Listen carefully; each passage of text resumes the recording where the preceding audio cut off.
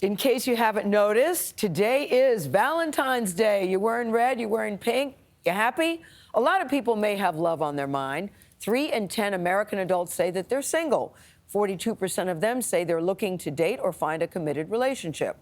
If that includes you, professional matchmaker, that's Maria Avgitidis, is here with some tips to help. Maria, we should tell you, is a third-generation matchmaker, so she knows her stuff. She's the founder of Agape Matchmaking, and she joins us. Don't you guys love her dress with all the hearts on it? That is beautiful. I love it. Those numbers are not very inspiring. 3 out of 10 people are single. That's already a small number. And then less than half of them are looking for a serious relationship. Like, that's a pretty small population. Not that small. Not that small. We're talking 1.5% or 15% of the population? Right. Small. Well, if you think about how many adults are currently single, you know, and then also there's different demographics in that dating pool. And also, why are we making it seem like being single is bad? Oh, I agree. Get to be single. That You is don't true. have to be single. Some people love being single. It's supposed to be fun. Yeah. No, I think that's a really good point to make because, you know, everybody knows I'm single. I talk about it all the time, but I don't want it to be a pity party like, oh, woe is me, because that isn't how I'm feeling. But I also believe life is better when shared. And you say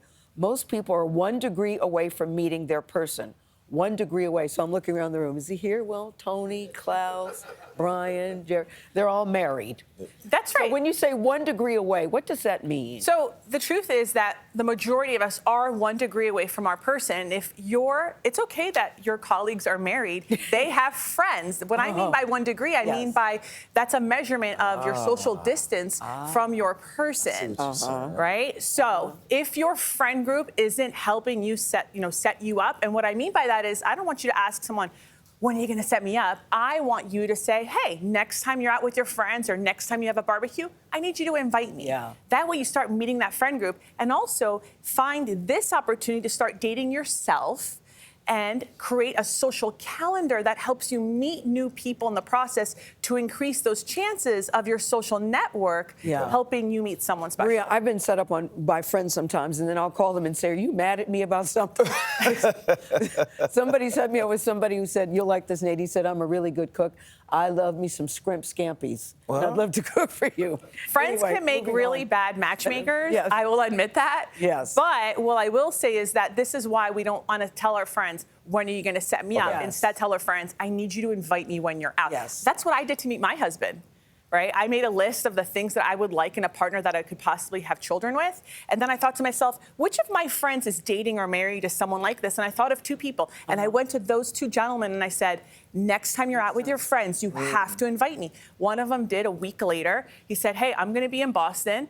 You think I said from New York, oh, I'm not going to get an Amtrak? No, I got myself on the Amtrak, went to Boston. I met 9 of his friends. 4 of them were single. 1 of them would end up being my list. Ooh, I like that. Okay, I like so it too. That's setting up your social circle and in the physical form. But also, like, birds of a feather flock together, Of course, right? of So I course. thought, oh, these 2 people are probably friends with the person that I want to be That with. you think are No doubt. Yes, Right. I get But that there are a too. lot of people that are online dating that don't go that route. Yeah. Right. And you but online say, dating is such a fantastic tool. yeah, Right. and you say that it's key for people to help their matches self-select themselves. Yes. What do you mean by that? What I mean by that is this is when you should look at your prompts. So if you're online dating, look at your prompts and ask yourself, am I talking about myself? Am I talking about my values? Because most people, what they'll say on their prompts is, oh, tell me about the best place we can get a martini, or I don't want someone who voted this way. Stop. Talk about the podcasts you like to listen to. Talk about how you have a group chat with your siblings. Talk about the things that you value, because this is what's going to attract people to self-select themselves through your prompts. Can I just say I really appreciate your guidance on the photos. The photos need to look like you. The first one should be you looking into the camera and smiling. And the second one should be a full body shot that says, this is what I will look like when I show up on our date. Yeah, you don't understand how many people send me a professional matchmaker photos to set them up, and I'm like, and then I'll meet them in person. I'm like, when is this photo from? Yes. It's like 2017. Well, that's a different person. That's pre-pandemic you know? So it's very, you have to keep in mind that person's date experience, the person that you're meeting, reality has to meet expectations.